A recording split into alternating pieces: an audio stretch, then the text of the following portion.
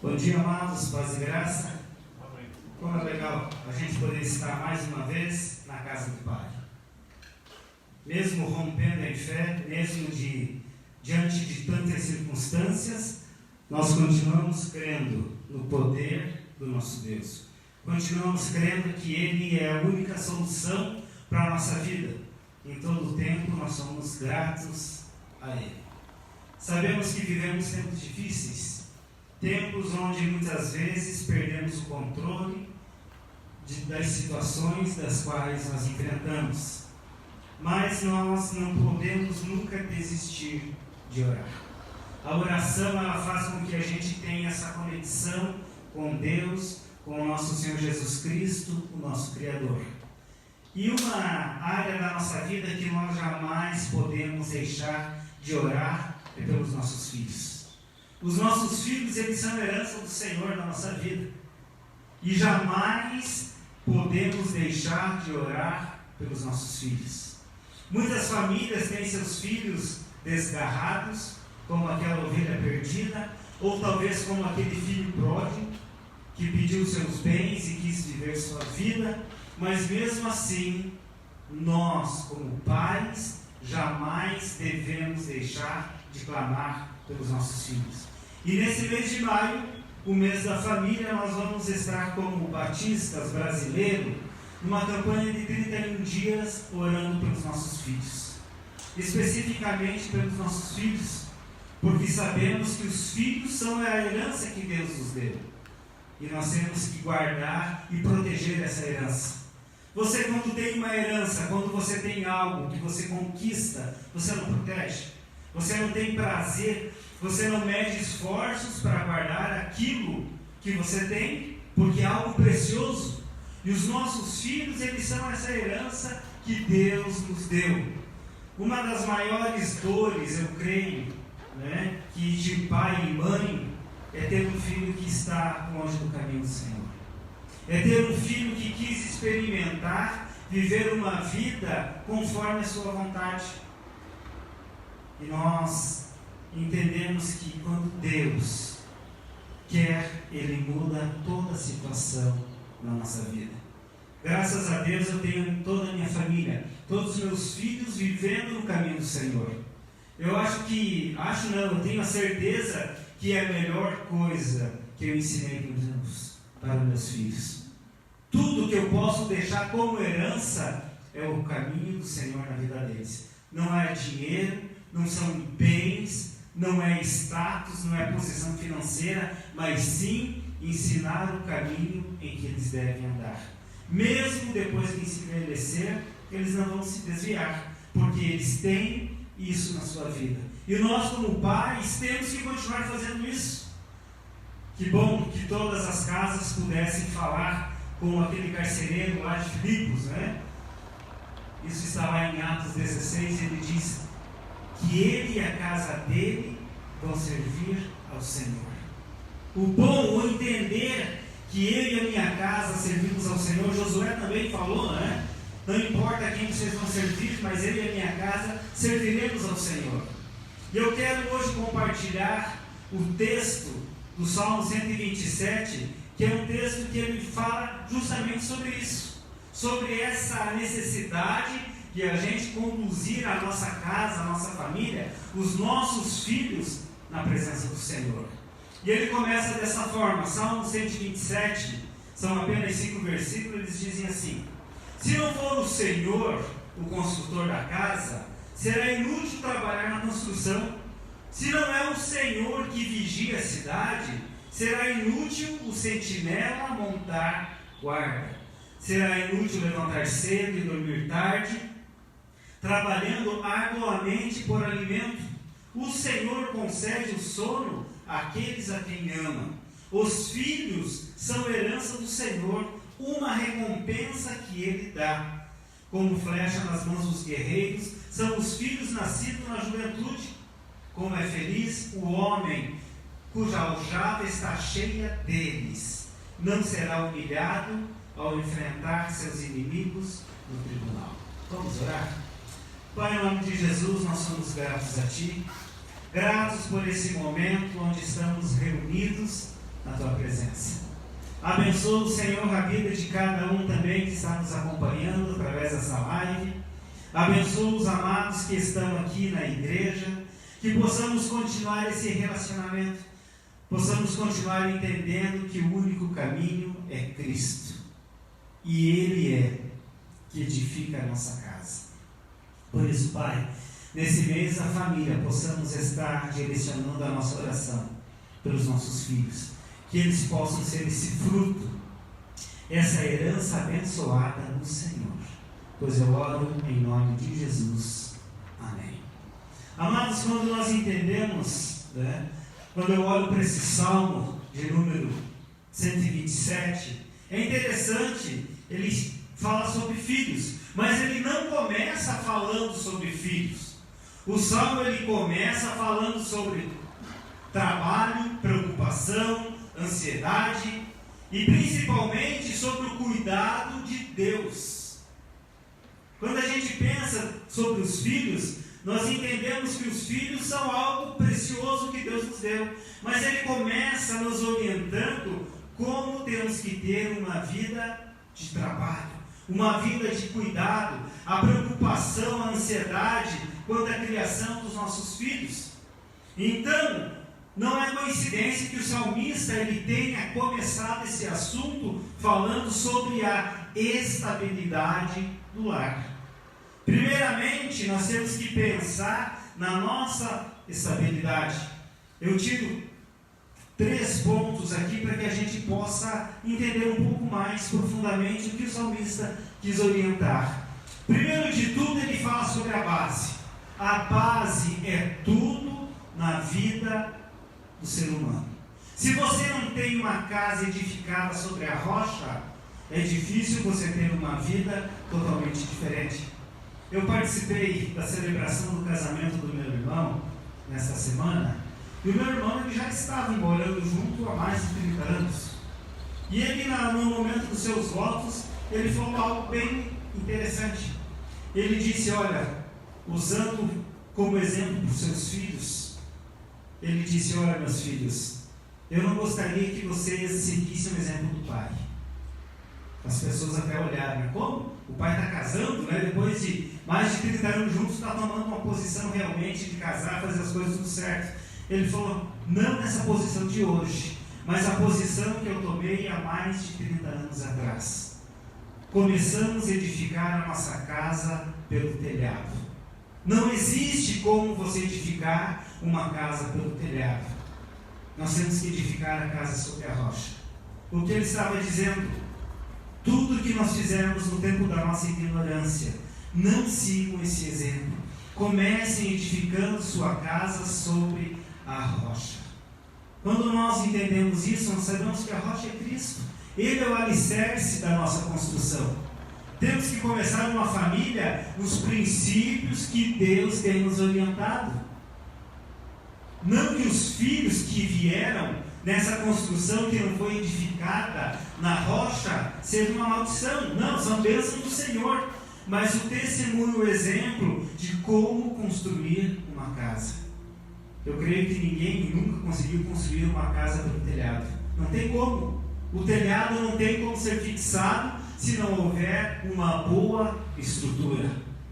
E o texto que está falando, ele está mostrando a imagem, dos tempos antigos, mostrando a questão da sobrevivência. O que o homem precisava? Uma cidade precisava ter segurança e trabalho. Um local para morar, segurança e uma estabilidade que era o trabalho. Portanto, o salmista ele fez essa declaração mostrando que nada adianta construir uma cidade se o Senhor não for quem cuida dela. Não adianta você ter uma cidade toda bela, toda bem construída, se não for Deus quem cuide dela. Quando entendemos dessa forma, nós conseguimos parar e entender toda a construção ela tem que ser projetada. E todo projeto, ele tem que estar no papel para que você possa seguir passo a passo. O projeto de vida, de construção da humanidade, está aqui, na palavra de Deus. Ele fez o projeto e colocou para que a gente seguisse e tivesse uma construção sólida, uma construção onde a gente sabe que tem segurança. De nada então adianta construir uma cidade se o Senhor não for o construtor dela. E ele ainda fala, de nada adianta protegê-la se não for o Senhor o protetor. De nada adianta se matar de tanto trabalhar se não for o Senhor que provê tudo aquilo que nós precisamos. Tem tantas pessoas que se desgastam tanto no trabalho e você olha, não fizeram nada, não tem nada na vida, porque não deixaram Deus ser o provedor. Por isso que Jeremias fala, maldito do homem que confia no seu próprio braço, maldito do homem que confia em si mesmo. É melhor confiar em Deus. Por isso que ele diz, Deus é o provedor de todas as coisas. Mas nós precisamos encarar que Deus está colocando aqui que toda a criação, ela entra numa atmosfera espiritual. Tudo isso vem do Senhor. Ele é o centro de todas as coisas. Não há argumento que possa mudar ou fazer a diferença na vida de homens, de igreja, de pessoas, se Deus não estiver no controle. Não adianta você mudar de casa, não adianta você mudar de igreja, não adianta você mudar de cidade, se Deus não estiver no controle de tudo isso. Muitas famílias se perdem na caminhada porque esquecem quem é Deus na sua vida. Acabam esquecendo. Ele está no controle de todas as coisas, Ele é o princípio de tudo. É o Senhor que edifica a casa e Ele nos dá liberdade de escolha. Lá em João capítulo 16, versículo de 8 a 11, ele fala dessa forma. João 16, 8, ele diz: quando Ele vier, convencerá o mundo do pecado, da justiça e do juízo. 9. Do pecado, porque os homens não creem em mim. Da justiça, porque vou para o Pai, e vocês não me verão mais. E do juízo, porque o príncipe deste mundo já está condenado. Deus tem tudo sob seu controle. Quando nós entendemos que Deus está no controle de todas as coisas, que Deus é a base de tudo isso, nós conseguimos viver de uma forma totalmente diferente. A nossa família vai ser bem edificada. Por isso nós estamos separando esse mês de maio para o clamor, para orar pelos nossos filhos, para orar para que Deus os proteja e aqueles que estão fora do caminho possam voltar à presença do Pai. Como aquele filho pródigo, quando ele voltou, o seu pai o tratou novamente como filho, não simplesmente como um dos seus empregados. Deus faz isso com a gente. Não é talvez porque você está fora do caminho que você acha que não tem solução. Deus ainda ama você. Deus ama a sua criatura. Ele fez tudo perfeito. Toda a criação de Deus é perfeita. Mas nós, que fazemos parte dessa criação, muitas vezes colocamos a criatura num estado deprimente. Colocamos essa criatura ou acabamos nos separando do Senhor. E quando você se separa do Senhor, você vive uma vida totalmente na escuridão. A escuridão, as trevas, não foi Deus que criou. O que é treva? É a ausência de luz. Deus nos criou para viver na luz. Deus nos criou para viver com Ele na luz. Mas as nossas escolhas, muitas vezes, nos levam para as trevas. A ausência da luz. Então as trevas não foram criadas por Deus. É a escolha do homem em viver nelas. É afastar do Pai. Então o foco desse mês será a oração, porque nós temos a esperança da ação de Deus na vida da nossa família. Você não crê nisso? Você não crê que Deus pode transformar a vida do teu filho, da tua filha, da tua casa, se você buscar com responsabilidade, se você buscar de uma forma totalmente que agrade a Deus? A segunda atitude que eu vejo nesse texto é a nossa responsabilidade. Depois da gente entender que a criação dos nossos filhos, ela vem de uma atmosfera espiritual, onde Deus está no controle de todas as coisas, toda a edificação da nossa casa, ela vem ligada na parte espiritual. Se você não tem uma vida, os princípios cristãos na tua vida, muitas vezes a edificação da tua casa, ela vai estar sendo forjada de uma forma totalmente errada. O que é os princípios cristãos? É você ser imitador de Cristo em todas as ações. É você viver conforme a vontade do Pai. É a vontade do Criador. E nós seguimos a palavra onde ela nos dá esse manual. Quando nós entendemos que a nossa parte, o salmista ele fala, né? Ele usa esses 4 elementos importantes da antiguidade para mostrar a questão da herança. Você é importante, você precisa entender isso. Ao contrário do que acontece nos nossos dias, né? Muitas pessoas não estão preocupadas assim. Se você pensar, por que as famílias tinham muitos filhos no passado? Na antiguidade, as famílias elas eram volumosas. Por quê? Porque os pais, para conseguir os seus bens, eles precisavam ter quem trabalhasse. E os filhos eram os provedores dessas riquezas para os pais. Então, tinham bastantes filhos para que, por isso que o texto fala, né? A casa, né, o homem que tem a sua aljava ou a sua casa cheia, jamais será envergonhado perante o tribunal. Porque ele falou, o homem que tem muitos filhos, ele tem poder. A riqueza hoje, ele não estava simbolizando na fartura de bens, mas sim na riqueza familiar. Os nossos filhos são herança, são algo precioso. É a maior riqueza que nós podemos ter. Eu creio que aqui quase todos já tiveram filhos, né? Não é emocionante quando você tem o primeiro filho? Não é algo precioso? Você espera, você cuida, e quando nasce você olha, que alegria. Ainda muitos quando dizem, é a cara do pai, né? Mas ainda bem que tem saúde, né? Mas nossos filhos são preciosos. Ou, é tão parecido com a mãe, e o pai começa a ficar, queria que fosse mais parecido comigo, né? O homem, ele tem essa necessidade do filho ser parecido com ele. Porque é sua herança, é algo precioso. Quando nós entendemos isso, nós sabemos que Deus nos deixou isso. Deus nos deixou os filhos para que a gente pudesse zelar. Mas muitas vezes na forma de criação, ou principalmente na escolha deles. Aí entra um ponto importante. Nós podemos construir a casa, nós podemos trabalhar, nós podemos edificar, mas a escolha são dos nossos filhos. A escolha é nossa. Nós podemos escolher algo para nós, mas nós não temos como obrigar que os nossos filhos vivam a nossa escolha. Eu sempre digo, a palavra edifica, mas o exemplo arrasta.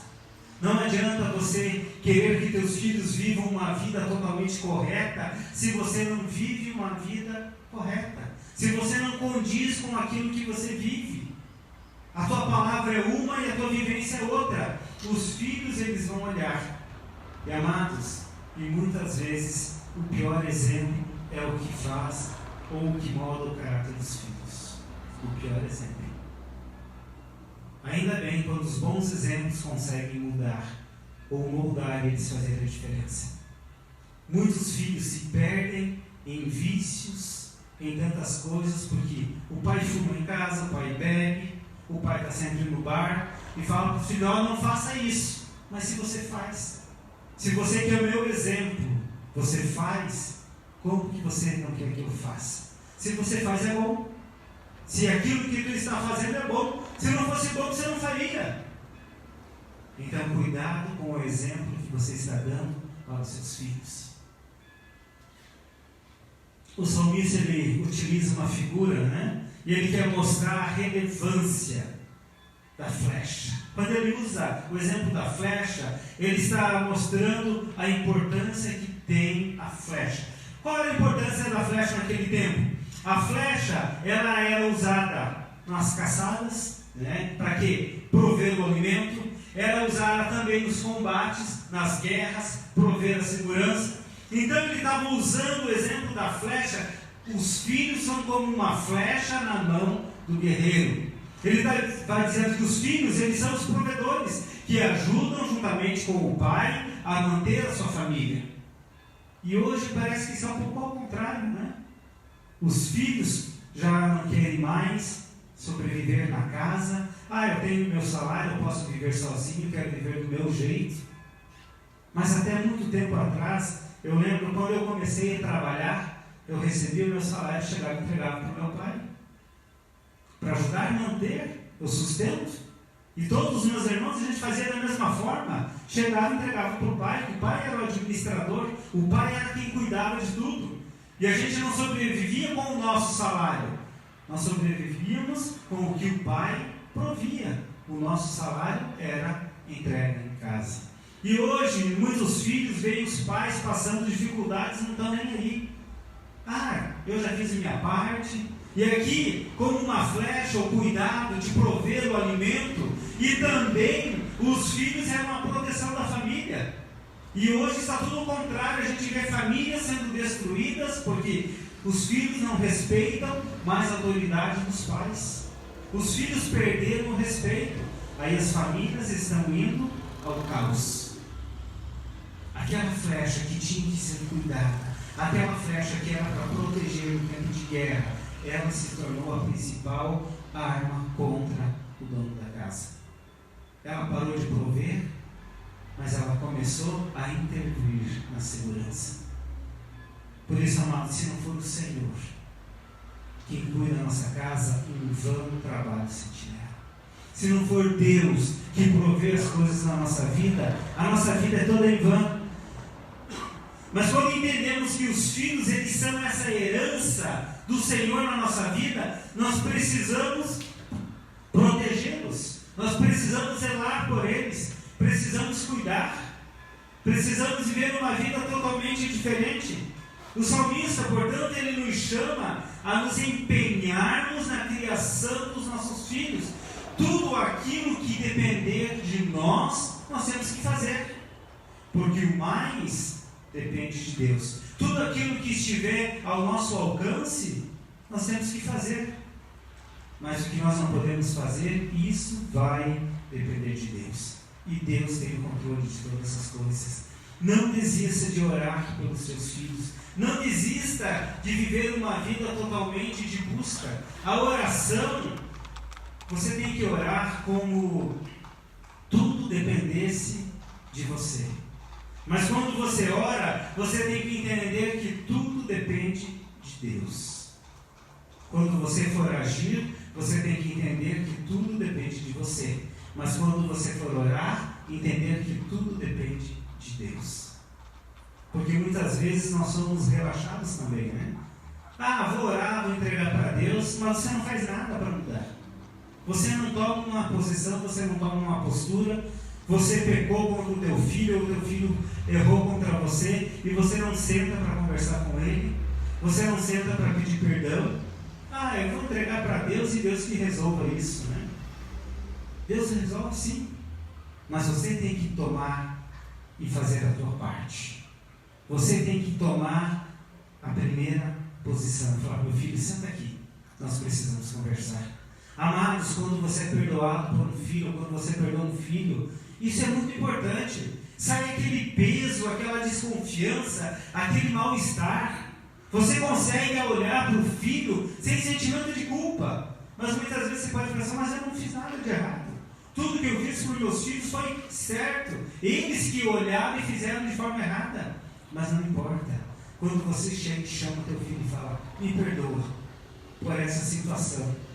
Aí o teu filho vai reconhecer que não foi você que errou, mas foi ele que errou. E ele está vendo que você está se submetendo a ele, pedindo perdão. Aí realmente esse perdão vai ser genuíno, porque ele vai ver que ele fracassou e assim mesmo você está pedindo perdão a ele. Amados, isso faz um bem enorme. Você consegue viver de uma forma totalmente diferente. Isso traz alegria, isso é prazeroso. Foi o que Deus fez com a gente. Não foi Deus que errou na criação. Fomos nós que falhamos com Ele. E assim mesmo Ele nos perdoou. Por último, para concluir, antes de eu fazer a aplicação final, eu ouvi uma história de um pastor que estava muito triste, porque seus filhos não estavam no caminho do Senhor. Ele falou: puxa vida, eu prego na igreja, eu falo tanto do amor de Deus, eu conduzo as pessoas para viver uma vida com Deus, e os meus filhos, que teriam que estar comigo, não estão.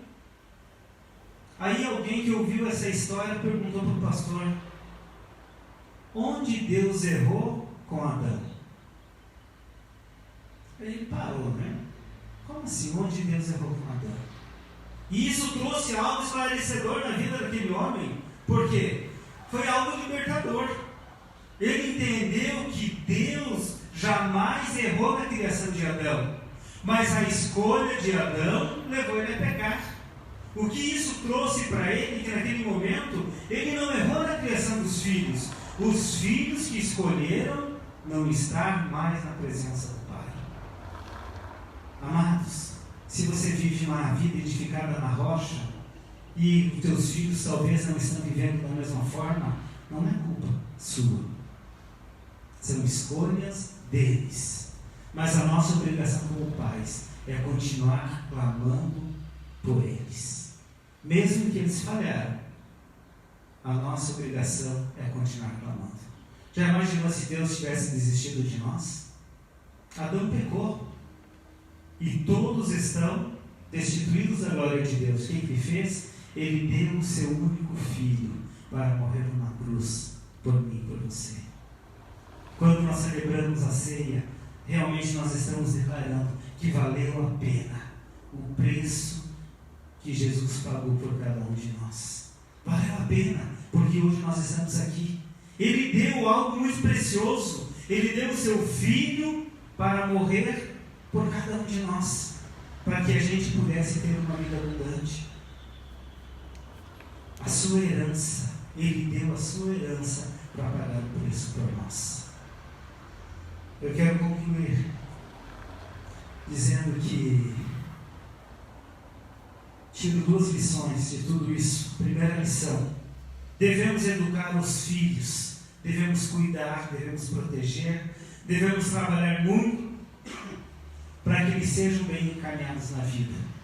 Mas jamais podemos nos esquecer de uma coisa: é Deus. Tá? Lembrem, é Deus na verdade que faz tudo isso por eles. É Deus que provê o alimento, é Deus que cuida o agir, e Deus que cuida todo o esforço. O esforço não é em vão, porque é Deus que cuida. Esse princípio, ele está aí para não para nos afrouxar na criação. Se é Deus que cuida, então eu posso fazer criar de qualquer forma. Não. Ele está aqui para mostrar que é o nosso dever como pais. Aprender a nos acalmar ou acalmar o nosso coração. Quando nós agimos de uma forma correta, nós temos que aprender a descansar no Senhor. Se nós estamos fazendo o nosso papel, lembre que Deus cuida, mesmo que os efeitos do nosso cuidado sejam frustrados pelas escolhas dos nossos filhos. Pelas escolhas dos nossos filhos. Muitas vezes ficamos frustrados. A segunda lição que eu tiro é que depois do trabalho nós podemos descansar no Senhor. Sei que é difícil para um pai, para uma mãe que tem um filho que não está no caminho, você poder falar para ele: descansa. Descansa no Senhor. A palavra de Deus diz que Deus provê para os seus enquanto dormem. Então ele está dizendo para nós: está fazendo a tua parte, você está orando, você está entregando o teu filho, então aprenda a descansar. Muitas vezes nós ficamos afoitos e acabamos interferindo na ação de Deus na vida dos nossos filhos. Tudo tem o seu tempo determinado. Quando nós aceitamos a Cristo, temos uma nova vida, nós queremos repartir com todo mundo, É aquela alegria, aquele desejo, aquela intensidade. Eu quero que todo mundo tenha. Mas você não lembra quanto tempo você demorou para chegar nesse ponto? Quantas pessoas oraram por você? Quanto quantas vezes os teus pais oraram e clamaram para que você estivesse no caminho e você não quis estar? Aí muitas vezes a gente quer obrigar os nossos filhos a viver da mesma forma. Seja um exemplo. Eu nunca pedi para os meus filhos continuar no caminho do Senhor, mas eu sempre orei para que eles permanecessem. Essa é a nossa obrigação. E sempre busquei ser um exemplo para eles. A minha conduta faz com que meus filhos queiram ter esse Deus que eu prego, que eu vivo.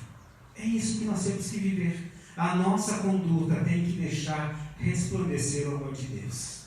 Não adianta você dizer que ir na igreja é bom. Você precisa ir na igreja, mas se você não vai. Não adianta você dizer que aquele caminho é o certo, se você anda por outro caminho. Lembre, Deus tem tudo no controle, mas você faça a tua parte. Quero concluir fazendo um desafio para você nessa manhã. Aproveite esses 30 dias ainda que nos restam no mês de maio para orar pela tua família. Faça a tua parte. Clame pelos seus filhos. Peça, desafie eles a estar com você na igreja. Muitas vezes a gente quer que eles vão, mas a gente não vai. Aproveite, nós temos ainda 4 domingos para que você possa estar ou convidar teus filhos para estar com você na igreja. Mas principalmente, ore para que Deus trabalhe no coração de cada um. É isso que nós temos que buscar. É essa forma que nós temos que viver. De nada adianta você perder o sono se você não vive uma vida com Deus. Busque nele. Vamos orar? Convidar os irmãos do louvor para estar aqui na frente enquanto. Pai de amor, Pai, que é rico em misericórdia, sou grato a Ti pela Tua providência divina na nossa vida. Muito obrigado, Pai, pelo Teu carinho especial. Obrigado, Senhor, porque Tu tem cuidado de nós em todo tempo. Obrigado, Pai, porque Tu tens zelado da nossa casa, tem protegido a nossa família. Em vão trabalham os que edificam, se Tu não estiver presente na casa. A nossa estrutura, a nossa base sólida é Cristo. E em Ti, Senhor, nós somos apegados, arraigados. Por isso nós podemos descansar, podemos entender que nossos filhos são herança do Senhor. E essa herança é algo precioso. É uma herança, Senhor, que jamais o ladrão poderá roubar. Porque é uma herança dada por Deus. Queremos aprender a administrar essa herança. E o melhor, ou a melhor forma de administrar essa herança é sendo um bom exemplo. É sendo uma pessoa fiel, uma pessoa temente. É buscar e colocar essa herança sobre os cuidados do bom segurança, que é o nosso Deus, que é o nosso Criador. Por isso, Pai, realiza em nós esse desejo de viver uma vida conforme a Tua vontade. Realiza em nossa família, em nossos filhos, que eles possam ser essa verdadeira herança e possam gerar essa herança para os seus filhos. Isso é algo precioso.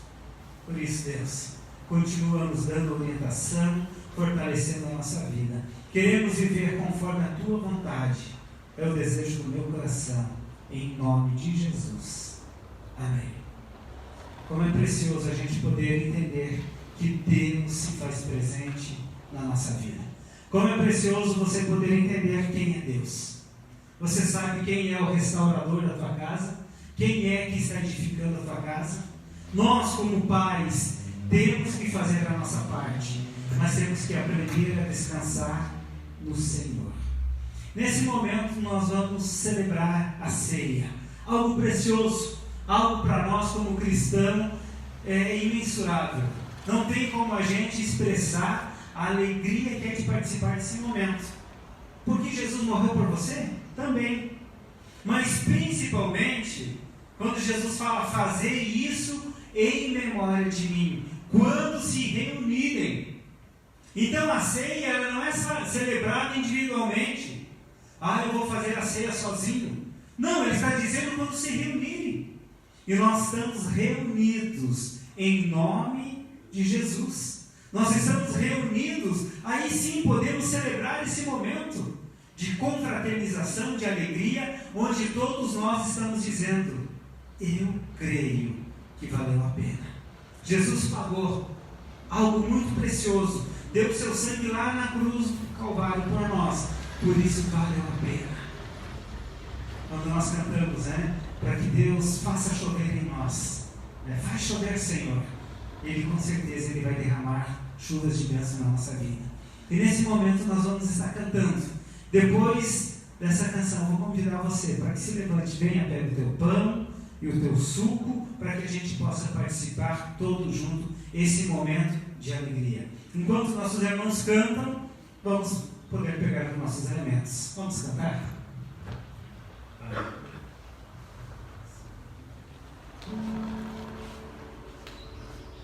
Assim como a costa anseia por água, como terra seca precisa da chuva, meu coração tem sede de ti, Rei meu e Deus meu. Assim como a costa anseia por água, como terra seca precisa da chuva, meu coração tem sede de ti, Rei meu e Deus meu. Pode chover,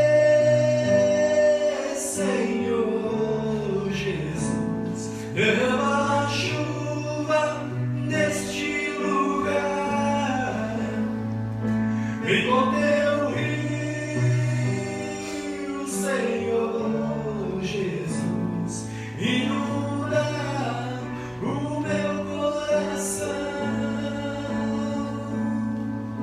Assim como a costa anseia por água, como terra seca precisa da chuva, meu coração tem sede de ti, Rei meu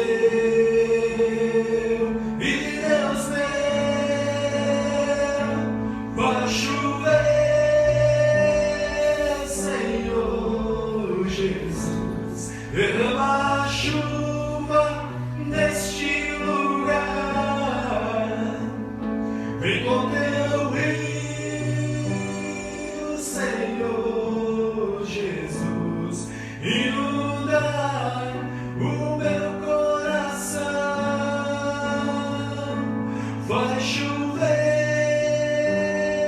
Senhor Jesus, derrama a chuva neste lugar, vem com teu rio, Senhor Jesus, inunda o meu coração, inunda o meu coração. O apóstolo Paulo, em 1 Coríntios capítulo 11, versículo 23, ele diz dessa forma: pois eu lhe transmiti aquilo que recebi do Senhor. Na noite em que o Senhor foi traído, tomou o pão, tendo dado graças, o partiu e disse: este é meu corpo, que é entregue por vocês. Da mesma forma, depois pegou o cálice e disse: este é meu sangue, que é entregue por vocês. E isso para nós, como cristão, é algo muito profundo. Quando olhamos para o pão não vai se tornar o corpo de Cristo, porque é apenas um memorial. O memorial é aquilo que nos traz a lembrança do alto preço que Ele pagou. É aquele corpo que foi ferido, que foi maltratado, que foi açoitado, que foi crucificado numa cruz, para nos trazer vida. E aquele sangue que foi derramado lá na cruz do Calvário, perdendo a sua própria vida, mas isso nos trouxe uma ligação novamente com o Pai. Foi através do inocente que nós recebemos perdão dos nossos pecados. E Jesus, como inocente, Ele foi morto e crucificado por nós. Mas a alegria de participar desse momento da ceia é porque Ele não está morto. Jesus não está morto, ao terceiro dia Ele ressuscitou. E porque Ele está vivo, nós podemos cantar como cantamos. Assim como a corça tem necessidade por água, nós temos necessidade de Cristo na nossa vida. Quando celebramos a ceia, estamos dizendo: Senhor, nós somos completos porque Tu está vivo e está juntamente conosco. E é isso que nós vamos fazer. Eu vou orar consagrando o pão e o suco para a gente participar. Pai, em nome de Jesus, nós entendemos o preço que Tu pagou. Entendemos, Senhor, que não foi simplesmente uma pessoa que foi presa ou açoitada, mas foi alguém que foi crucificado, alguém que pagou um preço muito alto, alguém que passou pelo pior vexame que um ser humano poderia participar, que é ser morto com morte de cruz. Mas sabemos que tudo isso foi necessário para que Tu pudesse nos resgatar a humanidade que estava perdida, a humanidade que jaz no maligno. E Tu deu a Tua própria vida para que tivéssemos essa conexão novamente pelo Pai. Porque somente através do sangue inocente poderia ser perdoados os pecados. E isso aconteceu lá na cruz. Mas Tu ressuscitou e hoje está juntamente conosco, dizendo que isto não precisa mais. Não precisa mais o inocente pagar o preço, porque Tu já pagou. E hoje nós podemos celebrar esse momento com alegria, porque Tu estás vivo. E é isso que nós celebramos, em Teu nome. Podemos participar do pão? Da mesma forma, o suco?